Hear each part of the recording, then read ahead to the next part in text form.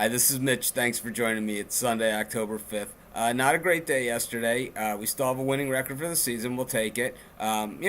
We missed out on a couple games yesterday. Ole Miss hurt us. I thought they could easily win that game. I thought that Fresno State was money yesterday against Hawaii. Not the case. They didn't even win the game. Maryland was very disappointing against Virginia. They couldn't even score a point. Hasn't been too good this year. We were on the other side of some really good ones too. We had Vandy over Auburn. We had Illinois over Michigan. We really liked Florida International in North Texas. And the other game that, I pounded, I think every single day I talked about it, was Kentucky getting 16.5 against Alabama. And that really was a strong play, and I hope everyone took advantage of it. Um, you know, I talk a lot about picking a lot of games, and I try not to talk about Miami too much. But yesterday was the hardest day of the season for me. Not because of the way things went on some of the other games, but that Miami game, it really, really hurts to lose to Florida State. At the end of the day, I am just a fan of the game, just like you guys. And my team is Miami, and we lost. I still wear my Canes hat today. I wear my Canes hat every Sunday on my videos here.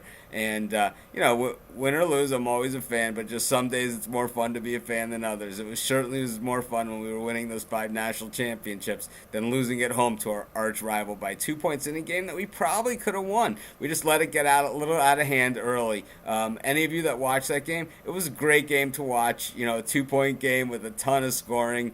And the driving rainstorm, and it really had everything you were looking for, except for if you're a Miami fan like me, except for the Miami victory that we didn't quite get. The future's bright. Spence looked great again. Marv is okay. I'm not so sold on Patrick Nix, calling the shots on the offense, but that's a whole nother story for another time.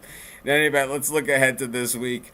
Whenever I look ahead to the schedule for the coming week, before they put the lines out, I'm never really that excited about it. And then usually a couple of days into it, after the lines have been posted and I start really, digging into the games, I get more excited. And, this week is kind of the same thing. I see a few games that really jump off the page at me. There's 3 games that I just think are, spread, no spread, fan of the game type games where, everybody is going to be talking about them. The first one is Texas, Oklahoma, the Red River rivalry. It's been bigger maybe, but, it doesn't get much bigger than this. Both teams going, undefeated going in, Missouri on the other side of the conference, also running the table, setting up, who gets the showdown against Missouri for the meaningful game.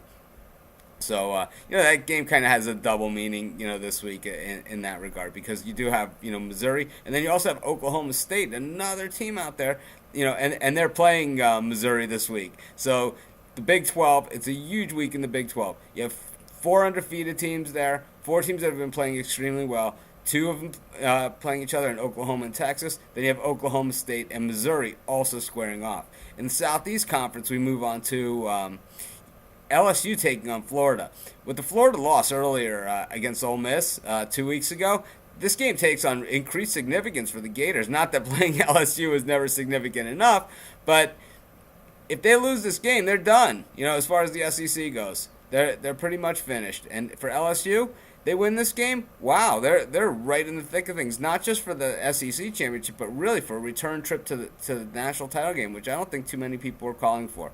We have a few other games that we're going to be talking about all week long. Those are the 3 that I really wanted to touch on to preview this week. We'll be back talking college football all week, trying to build on a winning record, which we have, but it's not quite the record that we want. But we got plenty of time and plenty of football. And this is Mitch, and thanks for joining me.